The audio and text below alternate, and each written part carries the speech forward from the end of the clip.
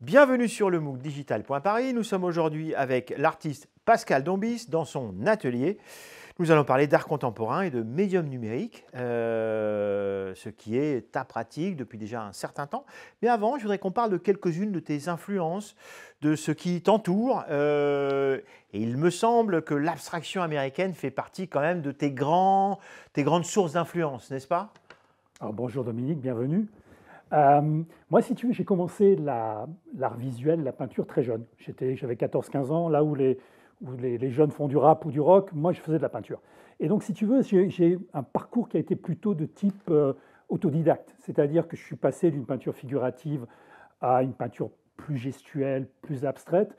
Et donc, à 15-16 ans, 17 ans, j'ai regardé des figures artistiques sur lesquelles je pouvais m'identifier, sur lesquelles je pouvais me structurer.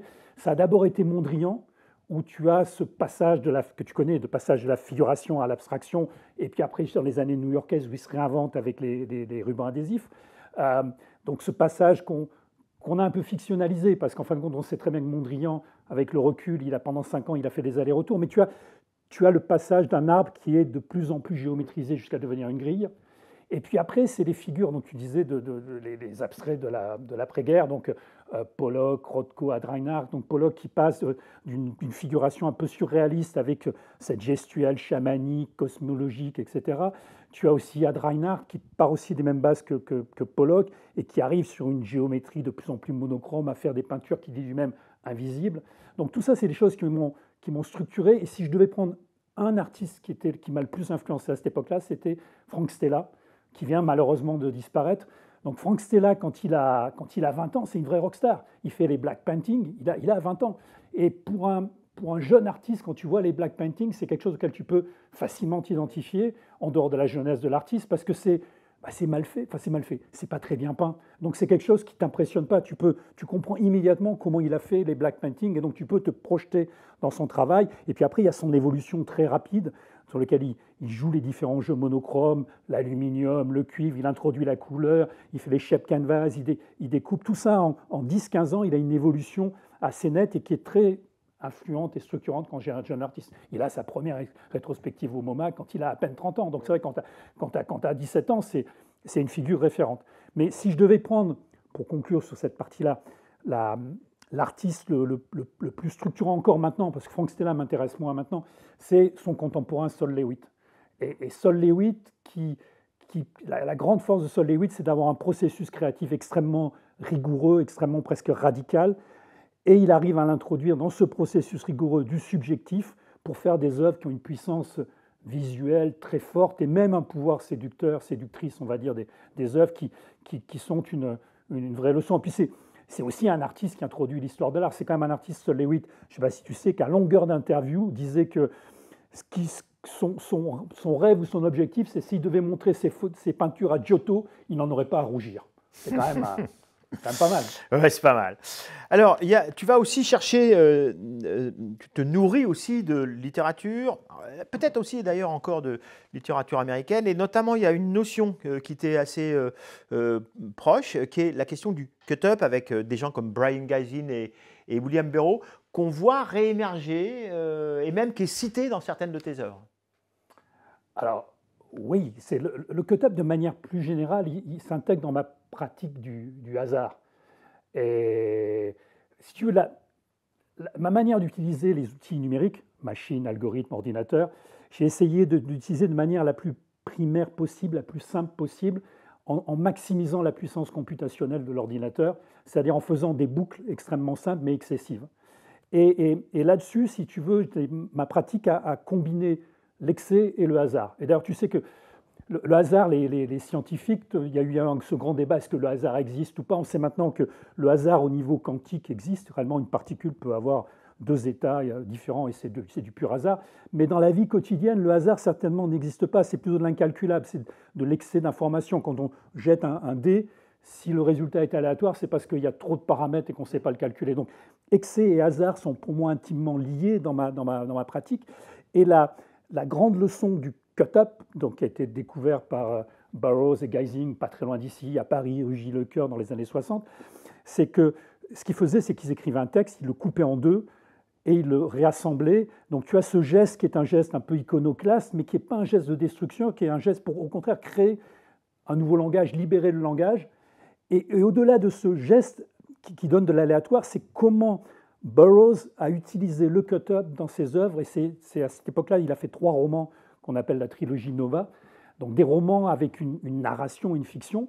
Et s'il avait fait que du cut-up, que de l'aléatoire dans sa narration, ça serait absolument illisible. Et la grande leçon que j'ai tirée de regarder le cut-up de Burroughs, c'est qu'il a mélangé des parties non cut-up avec des parties cut-up. Donc, c'est-à-dire qu'il a joué sur un équilibre entre de l'aléatoire et du non aléatoire. Et c'est la grande leçon, si tu veux. Donc, c'est non seulement l'usage du cut-up, mais son usage dans un programme artistique plus large. Et quand tu regardes mon travail depuis 30 ans, c'est un travail autour d'équilibre entre de l'aléatoire et du contrôle. Alors tu pratiques les formes, tu pratiques les couleurs, mais il y a aussi des éléments qui reviennent régulièrement dans ton travail.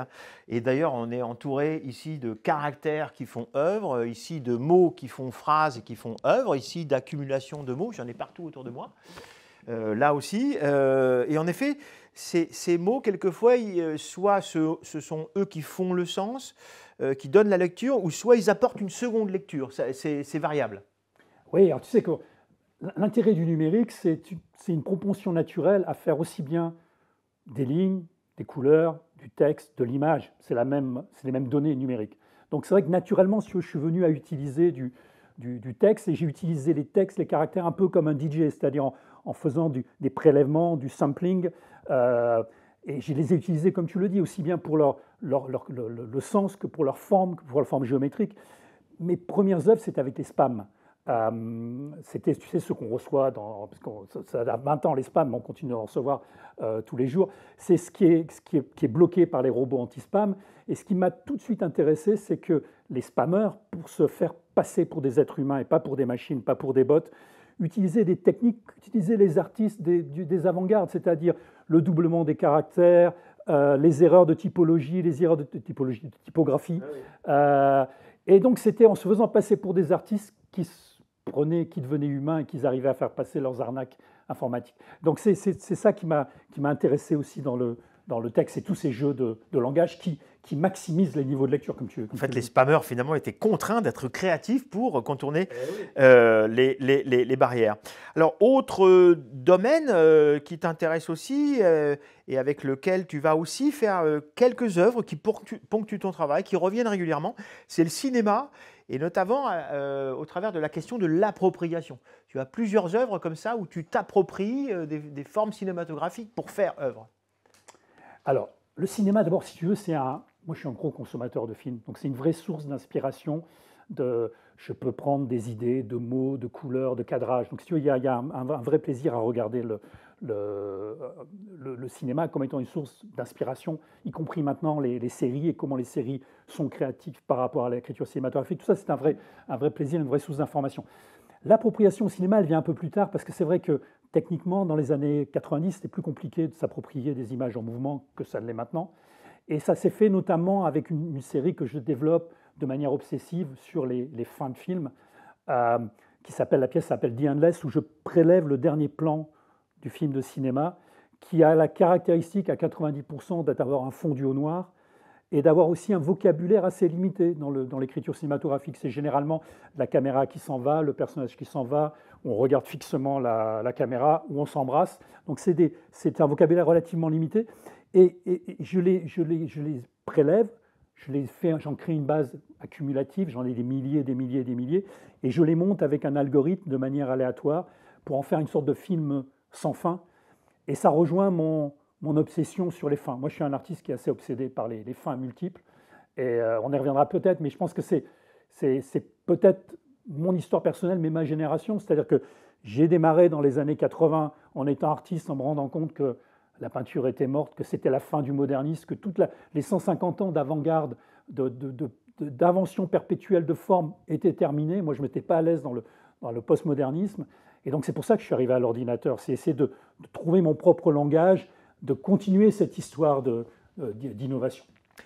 Alors, tu l'as dit tout à l'heure, hein, en parlant finalement de Giotto et de Sol Lewitt, on voit un petit peu l'étendue de ce qui t'intéresse en art, c'est-à-dire que tu es évidemment un passionné, on pourrait dire obsessionnel de l'histoire de l'art, hein, mais aussi, et aussi de l'art contemporain. Et tu es extrêmement attentif à ce que font les autres artistes, aux tendances, aux commissaires, aux critiques. À chaque fois que tu voyages, tu en profites évidemment, mais comme le font beaucoup d'artistes, hein. Mais je dirais que c'est aussi un de tes traits de caractère que de véritablement t'intéresser on va dire, au monde de l'art contemporain, aux formes qui circulent, pas pour les suivre ni pour s'y opposer, mais au moins pour les connaître. Oui, mais je pense que c'est pas, je pense que c'est propre à tous les artistes, beaucoup d'artistes que Alors, je connais. je te dirais honnêtement, plus ou moins. Ouais, Je plus fais ou moins. plutôt partie de ceux qui suivent véritablement. Des fois, tu m'épates, on discute et il y a une expo qui est à l'autre bout du monde, je ne suis pas au courant et tu me l'apprends, quoi. Écoute, je pense que le travail, l'histoire de l'art, d'abord, moi je le prends comme étant un vrai plaisir, un vrai kiff. C'est-à-dire quand je voyage, je suis un boulimique, je vais voir Voilà, toutes c'est ça les que je veux expos. dire. Parce que c'est en même temps, c'est une vraie source d'inspiration. C'est-à-dire que les problématiques qu'ont les artistes anciens ou les artistes contemporains, tu les partages, même si tu n'as pas les mêmes pratiques. Moi, j'ai une pratique d'artiste numérique, mais les pratiques d'un peintre, il peut être confronté au même questionnement à un certain moment de choix de couleurs, de choix de cadrage, de positionnement, de point de vue auquel tu es confronté, que ce soit maintenant, ou il y a 100 ans, ou il y a 200 ans. Donc, si tu veux, c'est à regarder les expositions, tu prends forcément de l'inspiration et ça résout certains problèmes que tu as ou ça t'ouvre sur d'autres questionnements. Donc, si tu veux, moi, je prends ça comme étant un plaisir, une source d'inspiration, pas comme étant un poids en se disant voilà, là, ça a déjà été fait, tout est déjà fait, qu'est-ce que je vais pouvoir faire, tu vois. Je le prends vraiment de cette manière positive.